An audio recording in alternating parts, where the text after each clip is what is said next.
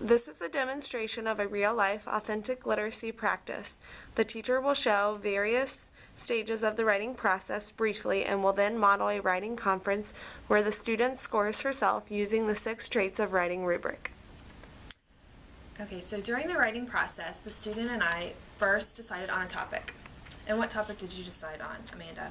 Dinosaurs. Dinosaurs. From that point, we need to narrow it down a little farther. So I see that you chose the Gigantosaurus. Do you know a lot about the Gigantosaurus? I do. Okay, good. So the first thing that we did was a pre-rating activity where you webbed your ideas, and then we wanted to organize our writing a little more. So we came up with some just general ideas and we numbered them, and then we went through and we numbered each idea. And some of them you put 2 ideas in one bubble. So we broke those up. After that, Amanda took those 3 main ideas and made topic sentences for each of those 3 and added 3 or more details. You were very ambitious. You added some to some of them so that she could organize her writing into paragraph form during the next stage. Then, and I was very, very proud, you worked very hard and worked very long creating your rough draft. After Amanda wrote her rough draft, we went through it together and talked about various components. I really liked that she used the various sequence words. She used first, second, and finally to show organization in her writing. She started with an introduction, an introductory sentence, and she also has a closing sentence here at the bottom. Most of her spelling and grammar and punctuation was very good. There was just a few issues we had to address, which were, there were some comma in series things that we worked on, and we had some run-on sentences. We also had to talk about nouns and their pronouns. We were using the pronouns too much. So after the rough draft, we talked about the writing, and then we had a writing conference, which this was the first part, and the second part was for Amanda to score herself using a rubric. So the rubric we used was a 6 traits rubric, which focused on ideas and content, word choice, conventions, voice, sentence fluency, and organization. So, Amanda, for ideas and content, you can score a 5, a 3, or a 1. Let's start at the top and see. This is like if your paper and your ideas were perfect. It means you got everything. It was very focused and clear. You knew a lot about the topic and had interesting details. You showed what was happening instead of telling, and your topic was small enough to handle so that your writing wasn't all over the place. Do you think that you had a 5? Maybe close to a 5. Okay, well, let's see what a 3 was. A 3 says you have some really good parts, but some were just not quite there yet. So you had some things that were new, but other things that other people might already know. And you're still thinking aloud on paper, and it's like you're looking for a good idea. So do you think that you would have scored a 3? Well, I feel like I was kind of in between. Like, it wasn't completely a 5, but it wasn't a 3. So do you think maybe if there was an option of a 4, you would give yourself a 4? Yeah. Do you think you could give me some reasons why you think you should get a 4? I think I should get a 4 because my ideas weren't perfect, but I did have a focused topic, and I gave a lot of interesting details, and I felt like my topic was small enough for me to handle since I knew a lot about the dinosaur. I agree. I think that you did kind of fall somewhere in between, and that's kind of sometimes hard with rubrics because sometimes it's a little too broken up. So I do agree. I think a 4 is a very good choice. So we're just going to add that in here, and that's what we'll get there. The next topic is word choice, and that's just the words that you use in your story. So in order to get a 5, you had to be extremely clear, visual, and accurate, and you picked just the right words for just the right places. And one of the characteristics of this is that your words are colorful and snappy. Do you think your words were colorful and snappy? Maybe some of them. Maybe but some. not all. Maybe, yeah. Let's see. All the words in your paper fit, and they just kind of fit in there just right. Did you use energetic verbs? I don't know, what do you think? Do you think you used a lot of good verbs? I think some of them could be a little more descriptive. All right, so let's read what a score of a 3 would tell you. It says that your word choice is correct, but it's not exactly striking. It doesn't stand out. The words get your message across, but don't always capture the reader's attention. Is that sounding a little closer to maybe where you think you are? Yeah, I think so. All right, let's double check and read some of these other ones. It says that your words aren't always very specific and that you use kind of everyday words. Do you think you used some everyday words? Yeah. Yeah, so, and one says it was confusing. Do you think your paper was confusing? No, I think it was pretty clear. So I would give myself probably a 3. All right, so we'll circle that one. All right, the next category is conventions. Conventions is your grammar, your spelling, your punctuation, all those little pieces. So in order to get a 5, they have to be mostly correct and have very few errors. And since we've already looked over your paper, we know that you didn't have a whole lot of errors, and the ones that you had were similar errors. So was your spelling accurate and you used the capitals correctly? You indented your paragraphs, which we can see that you did.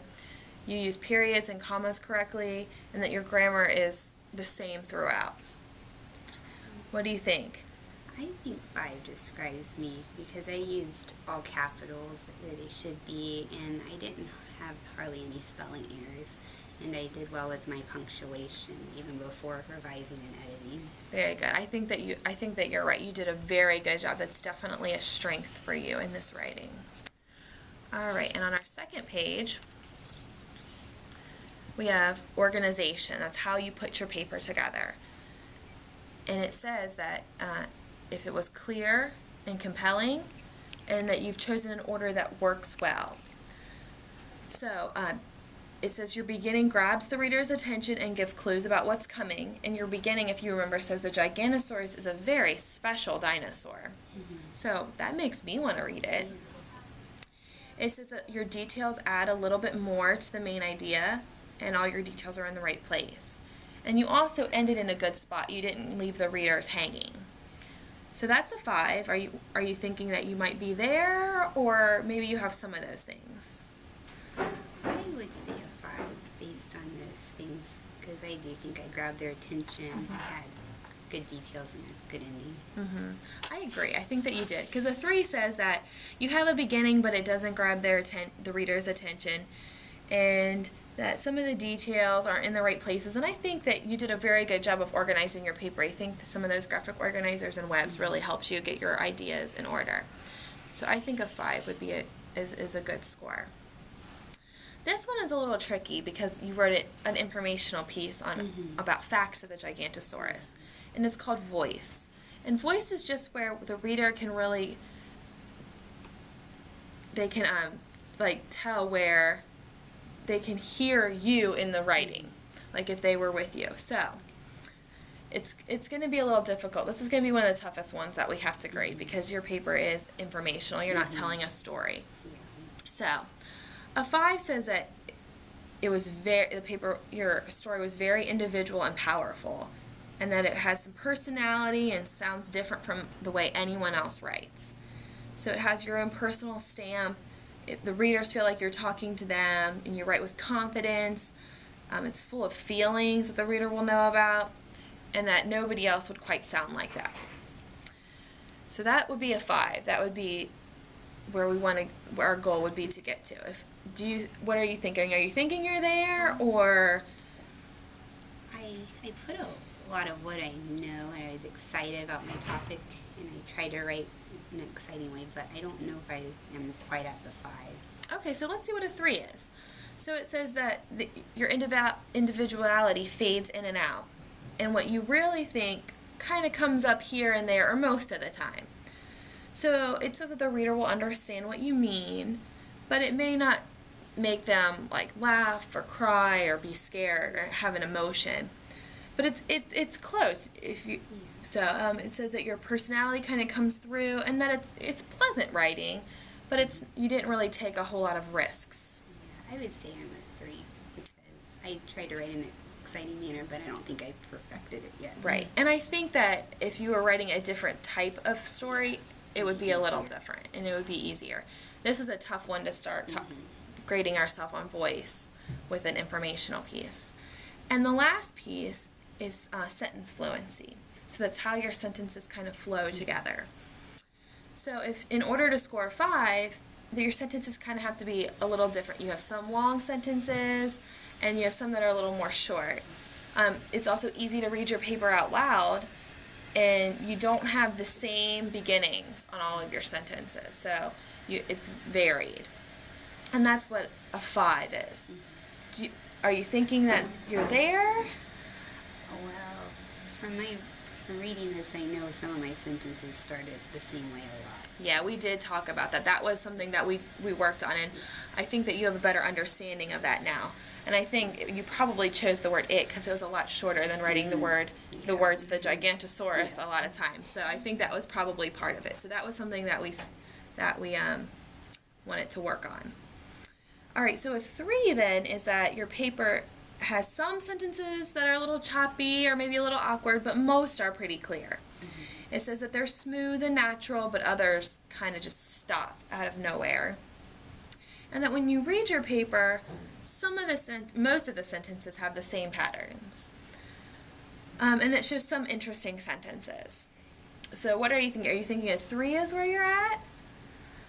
I'm thinking maybe in between, maybe a 4 again, between a 5 and a 3, because I think some of my sentences had different lengths, but I did start them similarly.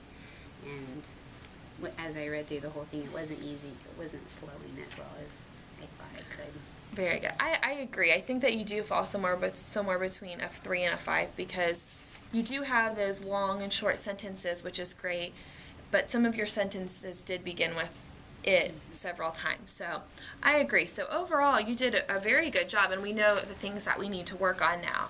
So, we're pretty much there for your ideas and your content, as well as sentence fluency, and organization and conventions are also, you're doing a very good job on. So it looks like we probably need to work on word choice, so using some better adjectives and some really good verbs, and then we need to work on this voice. And I think when we write our next piece, we're going to write a poem. I think that your voice will probably show through a little bit more.